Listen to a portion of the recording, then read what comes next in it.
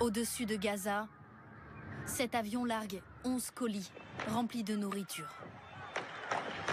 Au sol, les habitants accourent, tentent de savoir où ils atterriront. La cohue pour quelques sacs de farine. Cet homme muni d'un couteau tente de s'approcher. Dans la confusion, les sacs sont éventrés. Tous veulent avoir leur part de nourriture. Voici à quoi ressemble la mort. Les gens se battent entre eux avec des couteaux. Il faut ouvrir le passage humanitaire. La loi du plus fort. Les autres, les femmes, ces enfants récupèrent les moindres grains de riz tombés au sol. Je tamise les restes, je les lave et je les cuisine pour mes enfants. C'est pas normal. Les autres pays acceptent-ils vraiment de nourrir nos enfants avec la saleté? Ces largages proviennent des Émirats arabes unis et de Jordanie. Des largages imprécis, parfois dangereux, mais jugés nécessaires car la famine fait rage dans l'enclave. Les distributions de vivres par camion ne suffisent pas à nourrir les Gazaouis. Cela fait maintenant 10 jours que je n'ai pas goûté de pain. Je mange la soupe aux lentilles distribuée ici. Je ne peux pas du tout acheter de farine. Des plats qui restent souvent vides.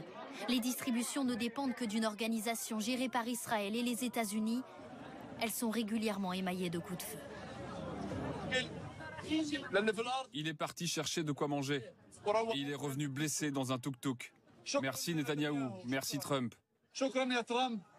Selon l'ONU, depuis mai dernier, plus de 1300 Gazaouis sont morts en tentant de récupérer de la nourriture.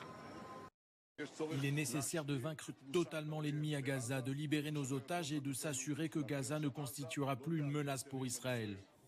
Dans l'enclave, il ne reste pas grand-chose debout. La population déplacée est affamée, meurtrie et bombardée. Un petit territoire déjà contrôlé aux 3/4 par l'armée israélienne.